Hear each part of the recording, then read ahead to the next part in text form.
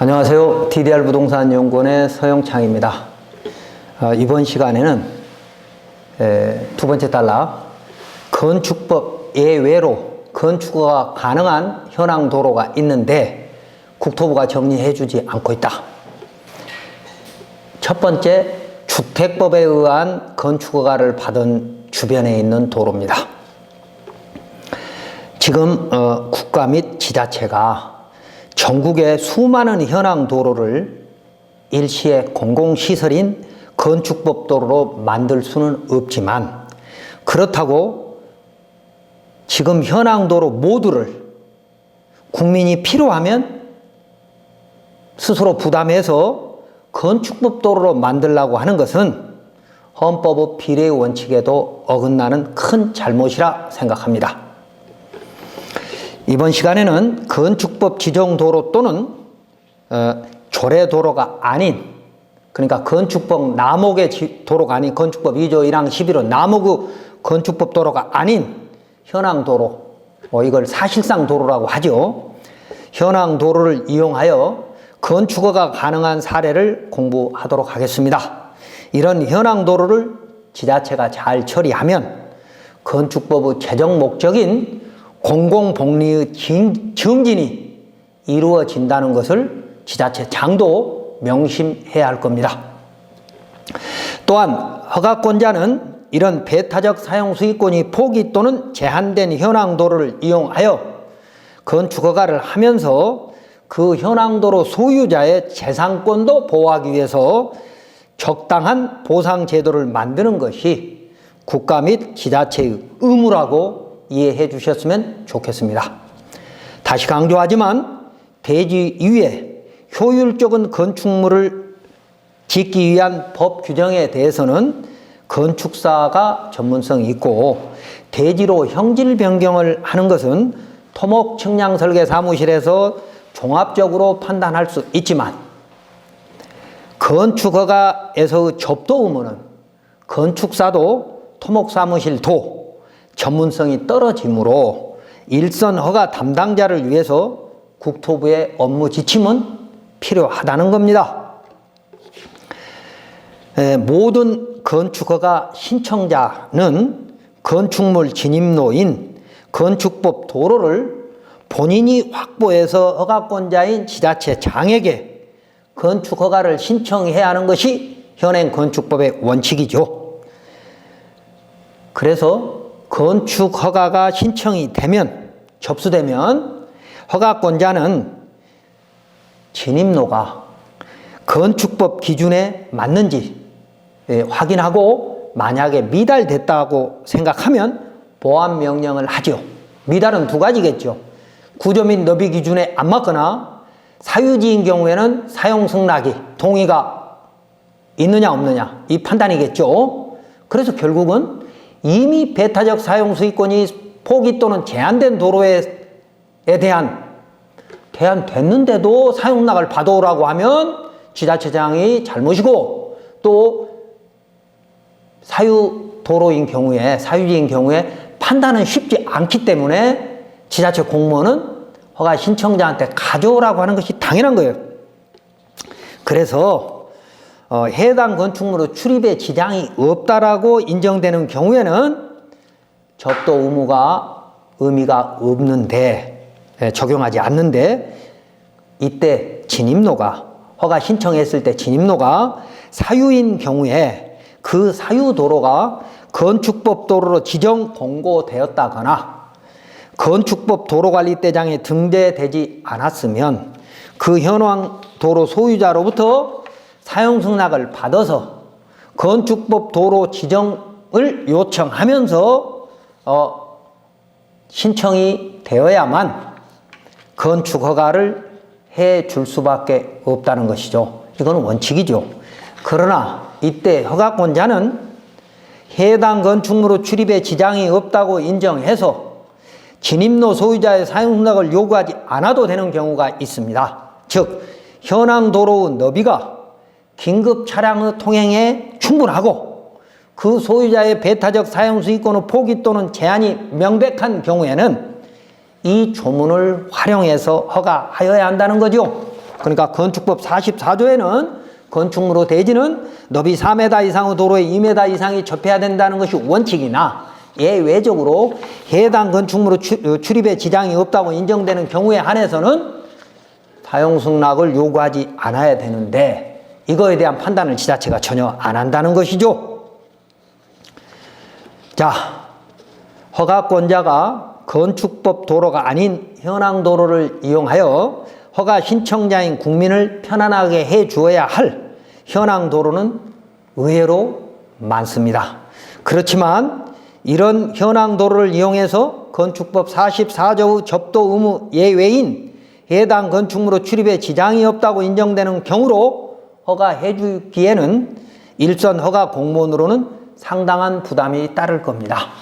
그러니까 그런 현황 도로가 국공유지인 경우에는 뭐 동의가 필요 없다라고 해석할 수 있겠습니다만 사유지인 경우에는 사용락이 필요 없다라고 말하기는 굉장히 부담스러울 거라는 거죠. 왜냐하면 이 현황 도로가 사유인 경우에는 그 소유자로부터 민원이 생길 수 있기 때문입니다. 그래서 현황도로 소유자의 배타적 사용수익권의 포기 또는 제한이 명확한 경우에는 사용승낙 없이 건축법 도로로 판단할 수 있는데 일선 허가 공무원의 전문성이 떨어지기 때문에 국토부는 업무 지침, 적어도 예시가 될 수 있는 대법원 판례를 통해서 대법원이 지난 30여 년 동안 만들어 온 배타적 사용수익권의 포기 또는 제한에 대한 법리를 정리해서 국토부가 업무 지침을 예시라도 제공해 주게 되면 일선 지자체는 그걸 근거로 해서 국민을 더 편안하게 해줄 수 있다는 것인데, 그런데 건축법에서는 이런 예외 규정에 대한 구체적인 해석이 없고 국토부의 업무 지침조차도 없어서 공법과 사법에 대한 이해가 부족한 일선 허가 공무원은 민원인의 건축법 진입로에 대한 상담에 소극적일 수밖에 없습니다. 자, 이번 시간에는 이 현황도로, 건축법 도로가 되지 못한, 건축법 지정 도로가 되지 못한 모든 도로를 현황도로라고 저는 정리했습니다. 그래서 이 현황도로에 대해서 살펴보면 지금 이 그림은 도시지역 중 제3종 일반 주거지역입니다. 1989년 주택법에 따라, 당시는 주택건설 촉진법이었겠죠. 주택법에 따른 공공주택 아파트 사업 승인을 받으면서 만들어진 내부도로입니다. 그런데 건축법 도로로 지정하지 않았습니다. 그리고 동서남북 모두가 공도와 연결돼 있습니다. 그렇다면 이 도로는 공도인가요? 아니면 배타적 사용수익권이 살아있는 사도인가요? 대법원 판례나 법제처 유권 해석의 일부만 보면 이 도로는 배타적 사용수익권이 있기 때문에 도로 소유자의 동의가 필요하다고 해석할 수 있습니다. 그러나 이 도로는 주택법에 의한 아파트 진입로로 형질 변경을 하면서 또 개발행위 허가를 통해서 아파트 단지 경계를 펜스 또는 지적으로 분리하지 않고 동서남북 공로와 관통시켰습니다. 그렇다면 이 도로는 아파트 주민은 물론 이웃도 자유롭게 이용할 수 있는 도로이므로 이 도로로 건축허가를 받으려는 개인은 동의가 필요 없다고 볼 수도 있는 것이죠. 그런데도 국토부는 이런 부분에 대해서 정리를 안 해주지만 다행히 국토부 도시정책팀에서 유권에서 간 질의의 신 사례집 293쪽에 보면 이런 내용이 있습니다. 질문: 폭 6m의 막다른 도로에 접해서 주택 및 공동주택이 이미 건축되었으나 건축법상 도로대장에 등재되지 아니한 경우에는 이 도로를 건축법 도로로 볼 것인지, 답은 회신은 이랬습니다. 도로관리대장에 등재되어 있지 않은 구체적인 내용을 알 수 없으나 허가권자가 이미 동도로를 이용해서 주택 및 공동주택을 적법하게 건축허가하였다면 건축법령에 의한 도로관리대장에 중대되어 있지 아니하더라도 사실상 도로 지정 행위가 있었던 것으로 보는 것이 타당할 것이며 라고 유권 해석을 하고 있는데, 현장에서는 별 의미가 없다는 것이죠. 일선 건축가의 허가 공무원은 이걸 별로 중요하게 생각 안 합니다. 자, 국토부 도시정책팀에서는 이런 현황도로를 이용해서 공동주택이 적법하게 허가됐다면 도로관리대장이 없어도 사실상 건축법도로 지정행위가 있었던 걸로 보는 것이 타당하다고 유권 해석을 하면서 이런 현황도로는 공동주택 사업 승인에서 허가 신청자가 확보해야 할 공공시설인 기반시설로서 이미 공도이기 때문에 이 현황도로는 별도의 사용승낙이 필요 없는 건축법 도로라고 유권 해석하고 있는 것입니다.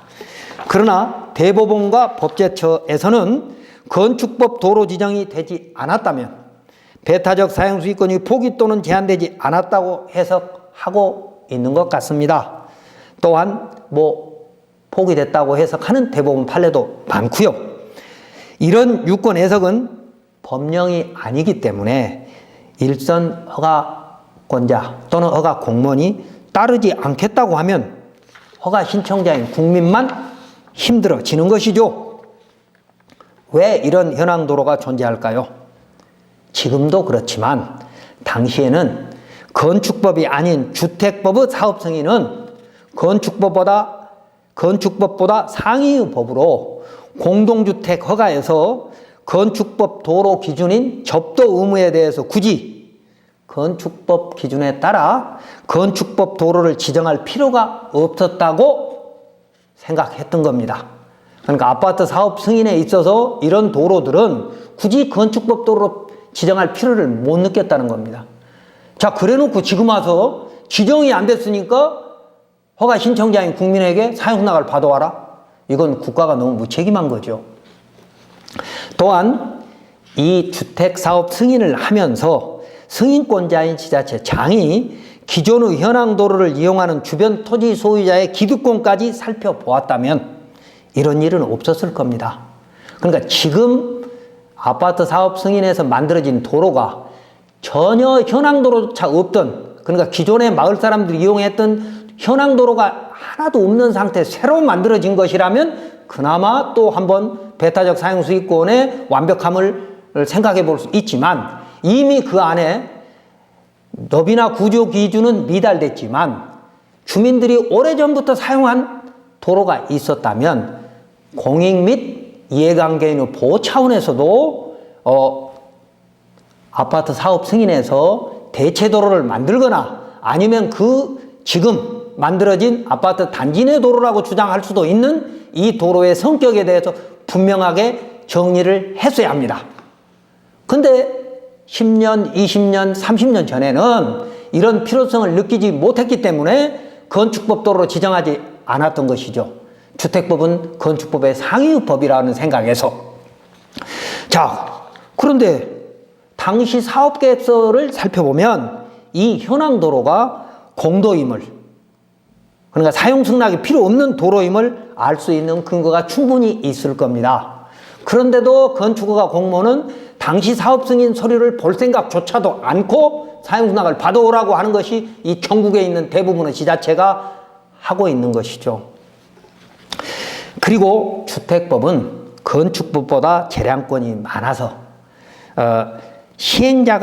아파트 사업 시행자가 불응하면 사업 승인이 불허되거나 지연될 수도 있고, 시행자는 분양성이 높아질 수 있다는 판단에 자기 이익을 위해서도 스스로 배타적 사용수익권의 포기에 동의했을 것이므로 그 흔적이 허가 신청서에 있을 것이라는 겁니다.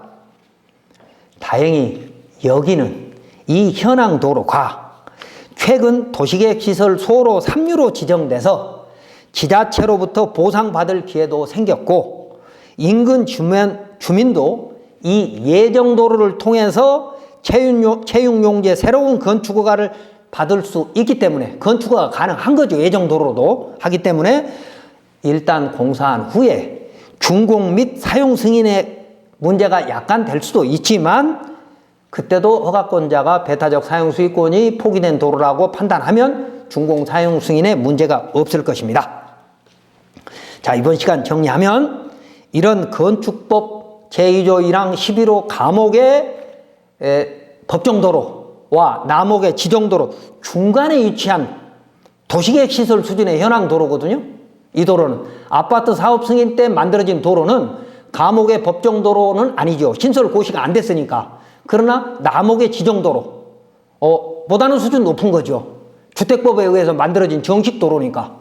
그래서 감옥과 남옥 사이에 있는 이런 도시계획 시설 도로 수준으로 만들어진 현황 도로가 전국에 무지 많습니다.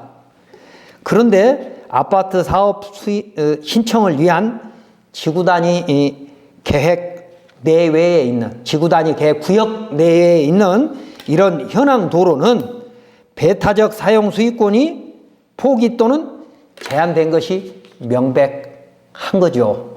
그런데도 불구하고 일선 허가권자 및 현황 도로 소유자가 건축법과 주택법의 도로 규정 및 배타적 사용 수익권의 제한에 대해서 혼란스러워할 수밖에 없는 것이죠. 그래서 국토부는 이런 현황 도로를 합리적으로 처리할 수 있는 업무 지침을 만들어서 일선 허가 공무원과 허가 신청자인 국민을 보호하여야 할 것입니다.